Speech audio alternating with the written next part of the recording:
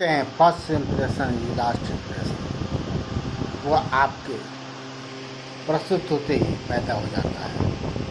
आप कहीं जाते हैं तो आपका भाव, आपका हाव भाव, आपके चलने का ढंग, आपका पहनावा ओढ़ावा, आपके बात का तरीका कुछ ऐसा होता है कि वहाँ बैठे, वहाँ खड़े, वहाँ रहने वाले सारे लोगों को इम्प्रेस कर देता है। बस बात वही है। आप भी सोचें कि फर्स्ट इम्प्रेशन क्या हो सकता है, पहली झलक क्या हो सकती है। जो पहली झलक में अपने आप को प्रस्तुत कर देगा वह दिल दिमाग में उतर जाता है, वह अंत तक छाया रहता है, लोग उसे याद करने लगते हैं। एक व्यक्ति आता है, एक नेता आता है स्टेज पर, वह अपने भावों से प्रभावित करता है, हजारों लाखों लोग उसके पीछे झुक जाते हैं, चलने लगते हैं, वह क्रांतिकारी युवक बन जाता है।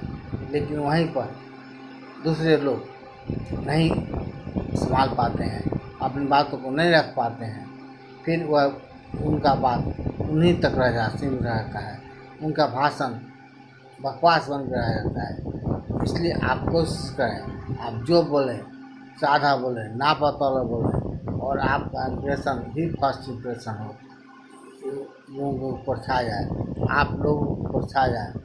आपको पहनावा ओढ़ावा, चाल चलन ढंग, बैठने और बोलने का तरीका भी उन्हीं लोगों की तरह होना चाहिए जो महान बनने के काबिल होते हैं। बस आपका ढंग ही आपको आपके छवि को उभारेगा, आपको आगे बढ़ाएगा।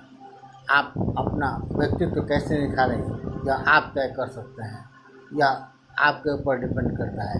आप फटेहाल हालत में हैं, पुराना पहने, फटा जूता पहने, गंदे कपड़े पहने तो और बातों में दम नहीं हो, क्या कोई आपको लाइक करेगा, पसंद करेगा? नहीं।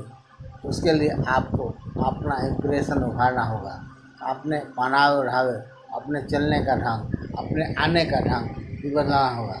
एक नेता पहुंचता है, उसके पीछे हजारों गाड़ियां होती हैं, वह काफिले के साथ चलता है।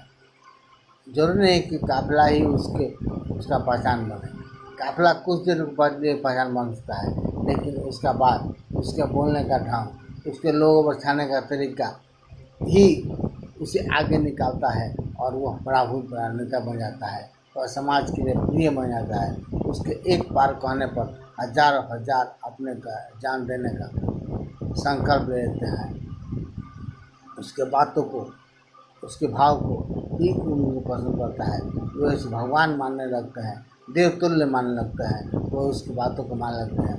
तो इसलिए फर्स्ट इम्प्रेशन को ध्यान रखकर ही कहीं जाएँ। कहीं जाने के समय यह ध्यान रखें कि आपको कितना बोलना है, कैसे जाना है, कैसे उठना है, कैसे बैठना है और कैसे रहना है।